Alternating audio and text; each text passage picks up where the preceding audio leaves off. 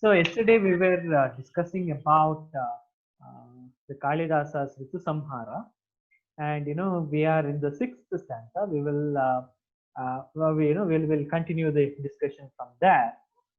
Uh, so we learned in the previous five stanzas. We learned how clouds approach this place. This place is near Vindhya mountain range.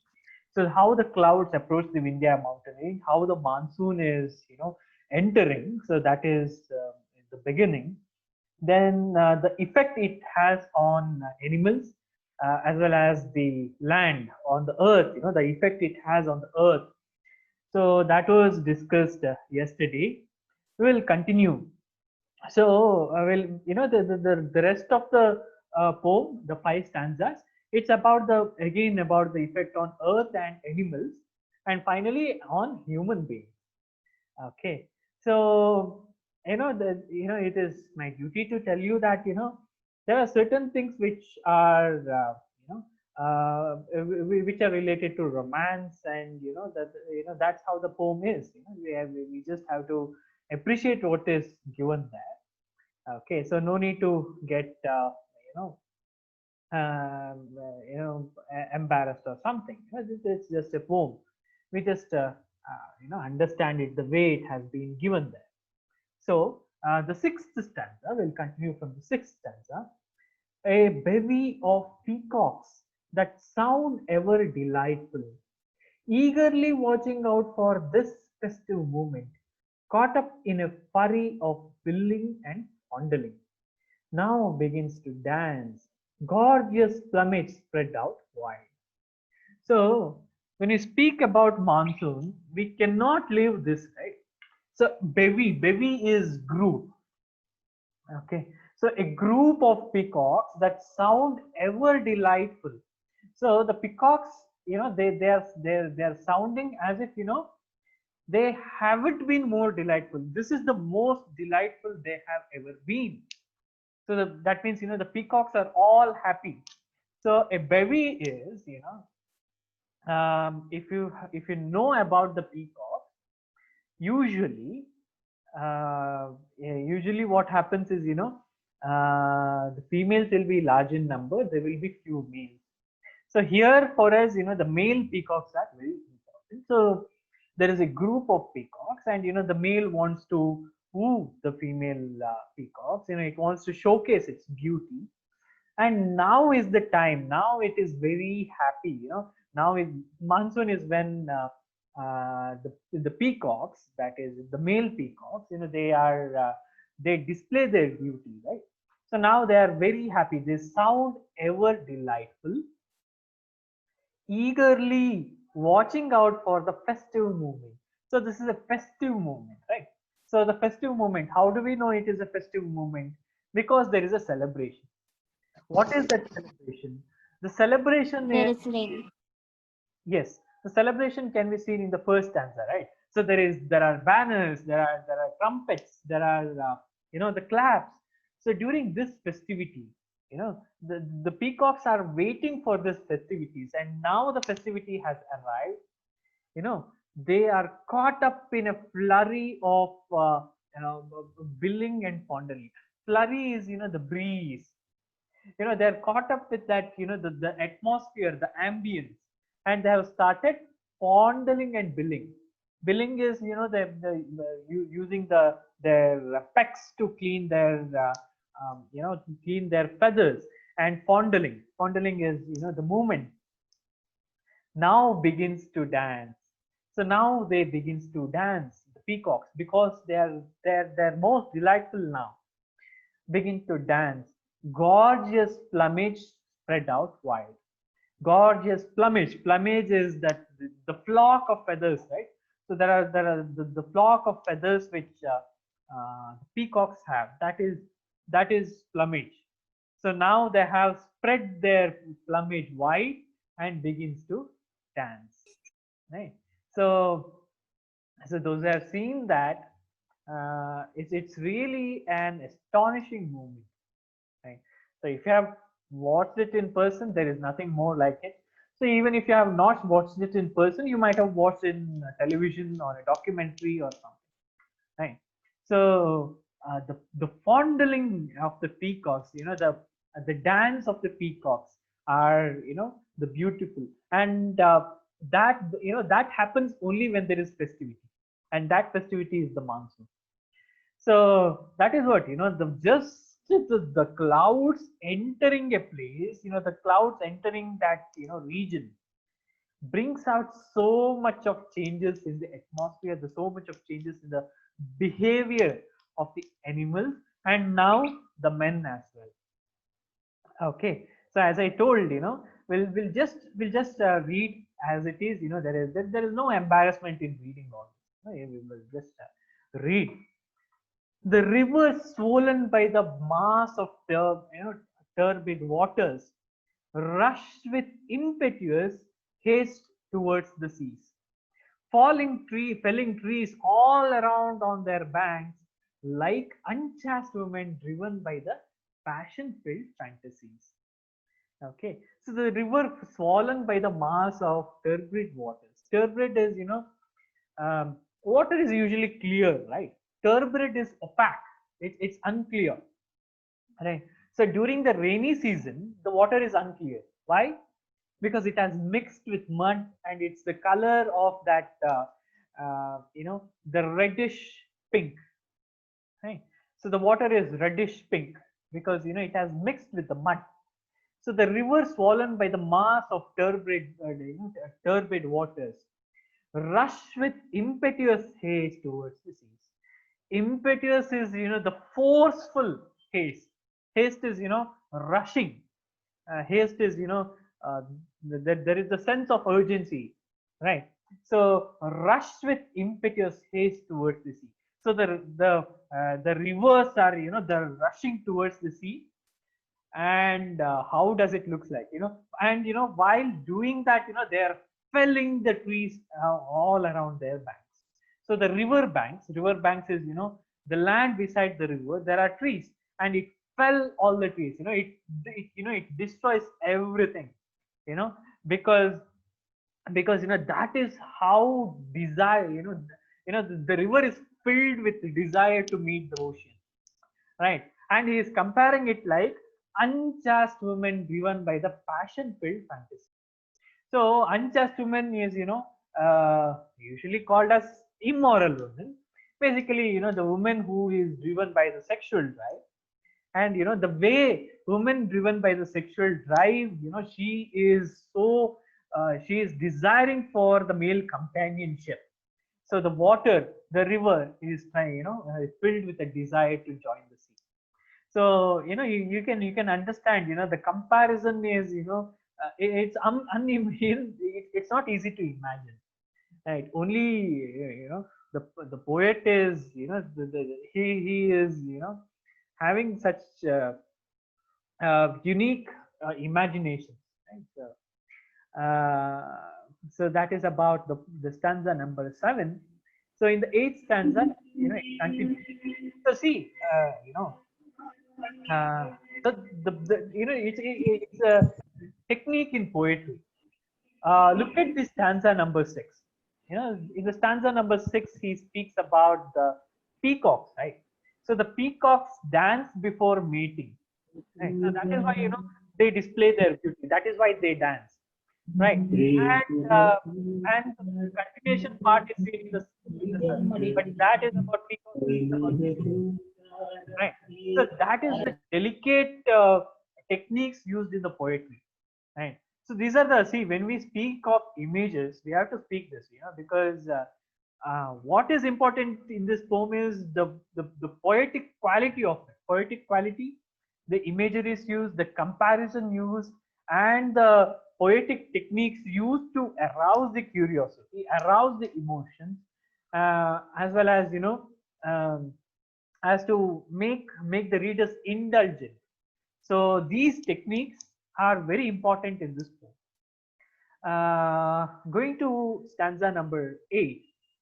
Adorned with piles of tender tips of lush green grass, lying scattered, fallen from the jaws of browsing dust, and beautiful with burgoyne trees. Vindhya's groves now captive the onlooker's heart. Okay, adorned with the piles of tender tips of lush green grass. Adorned is, um, beautified. The beautified with pile of tender tips of lush green grass. So the grass which has been there, now they have been washed away and they have been piled up. So usually grass will be spread across the land, right? So now because of the rain, because of the water which has been flowing, now they have been piled up. They have been uprooted and piled up, lying scattered. So they have all been scattered. They have been spread across, scattered, fallen from the jaws of browsing dust. And where are they from? So they are from the browsing. It's a beautiful word, the browsing. What is browsing? So there is verb and the noun. Verb browsing, browse on net. You just see what is there, right? So that is browsing. So the noun browsing, browsing is actually the thicket. Thicket is, the bush. So why is it called as browsing? Animals go inside the browsing to look at, they go into the thicket, they go into the bush to browse what is going on there. So if they go suddenly, there might be a tiger. The tiger might eat them. So they use this thicket as a place for browsing what is going on there, to look out what is going on there. So that is browsing. So from the browsing, these leaves have fallen down there, right? So these leaves have been spread across, scattered across, right? And beautiful burgoyne trees. Burgoyne is, burgoyne is budding. So the trees which are, growing. So from those trees, these leaves and, the grass have, fallen down and they have been scattered across the place because of the rain. Right? So that you can notice, when it rains, you can see that, all the leaves, the leaves which have been there, they will be thrown out, right? Because of the water, they will be scattered and it looks a mess. In summer it is cleaner. In rainy season, it is always a mess, right? And that is the effect of rain. Okay. Now the ninth stanza. Dotting the wonder woodland are the charming glades by stream, haunted by timorous gazelles easily alarmed, tremulous eyes like blue water lilies, enchanting, and the heart is twisted with the sudden longing. Right. So, dotting the woodlands are charming glades by streams. Dotting the woodlands. If this is an aerial view, right? So when you see the aerial view, you see the plain land, you see the forest. It's not plain land; it's a forest, and there are some dots here and there. So what are those dots? Dots are, are charming glades. Glades are open space, right? So usually in forest, forest, the tree grows, right? So the tree grows very much. The trees are growing. So in some spaces, in some areas, there would be patch land. There would be no trees. So that is because there used to be pond. So during the month of September or October, there would be pond. But slowly during the summer, the water starts getting evaporated, and the pond becomes smaller and smaller and smaller. So now that is why it has been empty. It's an empty land. There is no trees there, and it's the beginning of the monsoon, so the water hasn't been filled in. Once it rains continuously, the water gets filled. Since it's the beginning of the monsoon, water hasn't been filled. So that is why these are the empty spaces which are there. So those are the glades. Okay, the open spaces. So by stream, by water bodies, there are these glades, haunted by timorous gazelles, right? Timorous is funny looking, right? So the gazelles, you know what are gazelles? Gazelles are buckbeak or Krishna Murga, right? So they are a kind of deer which are black and white in color, right? They have this comical horn, twisted horn. So those are gazelles, right? Haunted by timorous gazelles, the comical gazelles, the funny looking gazelles, easily alarm. So the if you know the gazelles, they the the smallest sound they get alerted. So they would be drinking water or eating grass. Suddenly they hear a sound, they get alerted. So that is the haunted by the timorous gazelles, easily alarmed. So they swam, they haunt these glades. Haunt is if one gazelle is there, it's not haunting. If hundreds of gazelles are they have spread across the glades, that is haunting, right? So haunted by timorous gazelles, that means they are large in number. Tremulous eyes like blue water lilies. Tremulous eyes is the moving eyes. There is a beautiful word in Kannada, niladaduva kannu. Okay, that means the eyes are not static, the eyes are moving. So that means it's a passion filled eyes, it's a emotion filled eyes. So that is tremulous eyes. So the tremulous eyes like blue water lilies, right? So the gazelle's eyes, it's of course it looks like blue water lilies. So that means it's beautiful eyes. Yeah, first of all, gazelles are beautiful. They're wonderful creatures, and with those wonderful creatures, there is this amazing eyes, enchanting. The eyes, they're enchanting, and the heart is twisted with a sudden longing. Right? The heart is twisted with a sudden longing. So longing, longing is it is if someone is far away from someone they love, they feel longing. So these gazelles have this beautiful eyes, enchanting eyes, and the heart is filled with the sudden longing. See the animals. So there is parallel between animals and humans, especially when it comes to meeting. Okay, so he is trying to say that humans are no different than animals, when it comes to certain senses, right? So that we see here. So so he is at one side he speaks about the animals, at another side he speaks about humans. um, Clouds loudly roar again and again.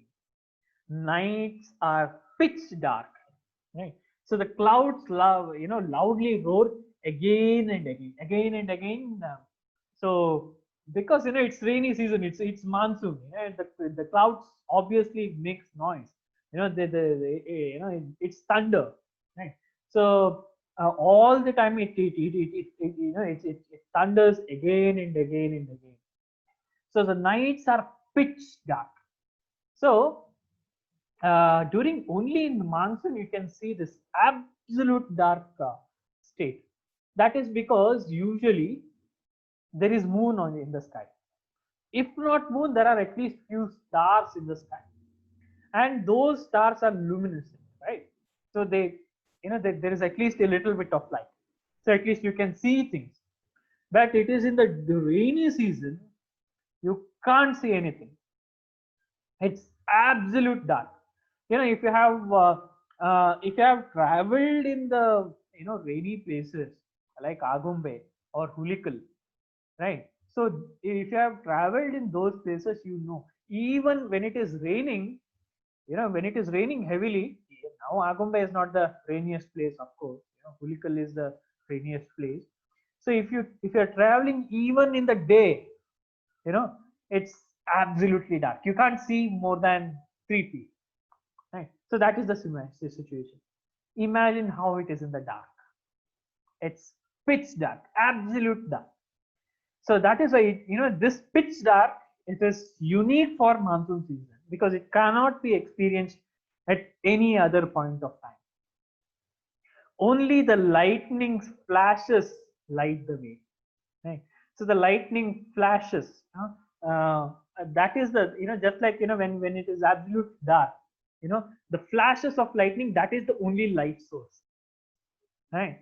So even at this hour, even when it is pitch dark, absolute dark, even when it is raining, even when it is, the thunder is, roaring, there are humans who are still active. Right? So when it is raining such a heavily, nobody wants to go out, right? So everybody wants to sit in their house, make some bonda or something and eat. So they don't want to go out. But still there are few humans who go out. Let us see who are those. Even so, are amorous women driven by passion are on their way to midnight twice. So amorous women is, amorous is, with love, the women who are filled with love. So even so, amorous women driven by passion, driven by the desire, are on their way to midnight tryst. Midnight tryst is, basically relieving their desires. There's a satisfying their desires. So even at this hour, even at this situation, women are out there. So that is, it is like, he is speaking about the intensity of the desire, right? So, and how is that desire kindled? The desire is kindled by the season. Uh, it's a cyclic in nature, in a sense, the monsoon should have made it difficult for women to go to their lovers, right? Because it's scary out there. It's pitch dark. It's thunder. So it should have made women to be inside. It should have stopped women from going there. But then it is the same monsoon which has created this terrible situation, which also has created the desire in them. So, and that desire is making them to go even in this, even in this terrible condition. So that is a little bit, a cyclic in nature. So the desire should have been curbed by the monsoon itself, but the desire is kindled by the monsoon. So it's cyclic. So that is, uh, you know, and you can see that, there is parallel between humans and animals. The animals are filled with desires as well as humans. There is no distinction, right? And all of them have been created, have been kindled by this one man, because he is personifying it. So that one man is the monsoon, the Vasha Rutu, right? So the king of seasons. So that is, about Ritu Samhara. Okay, so you know uh, details are very important in this poem. Just by summary you will not, because there is nothing much to summarize here. You know, if you want to summarize, I can only tell it in few sentences. One, the he comes, the monsoon comes. With monsoon, all this, festivity starts. The trumpets and the sound and the claps and banners. So this starts, and with monsoon, there is a description of clouds. How beautiful are the clouds, and the description of how they are dense and all this. After the description of the clouds, there is description of how it impacts on animals as well as the earth, then animals and human beings. So that's it. The poem is just that. But in this poem, what is important is the poetic quality it has. The comparisons he makes. The imageries which he produces. The imagery of the tremulous eyes of gazelles, right? So the tremulous sighs, that should tell us that it is filled with emotions, it is filled with the desires, right? That image might be, or the image of the comparison, like the unchaste woman going towards men, the river is going towards the sea. So like these comparisons, so these makes the poem very to have high poetic quality. And that's about the poem. Yeah, but just a small disclaimer. uh, Kalidasa, he is speaking about women most of the time, right? So that is that is majorly because he was writing this for king. And when he writes for the king, he has to speak about women. He cannot speak about men. Whereas, if we read some other works of Kalidasa, we also see that he also speak about men as well. It is not that he has something against women. That is why he is speaking, only regarding women. He has spoken about men as well, but he used lot of technique there. It is not easily identified because, of course, he doesn't want to be thrown out of the king's court. And but he uses language very tactfully to communicate what he wants to communicate, right? So that is about this poem. So the important questions are only two. One is bring out the poetic quality of Kalidasa's work, and another is use of imagery. So there is no question. There will not be questions about what happens there, right? So it is the poetic quality ultimately which is important in the poem. Okay. So if you have any questions, you can ask, or anything to respond, you're welcome.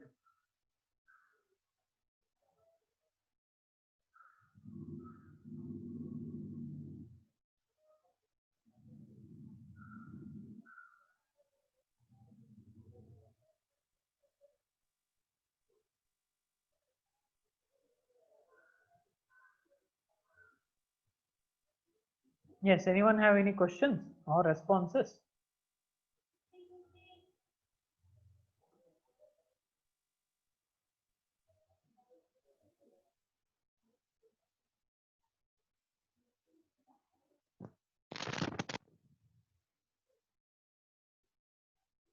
Hema, are you speaking? Because I'm, it is not audible for me.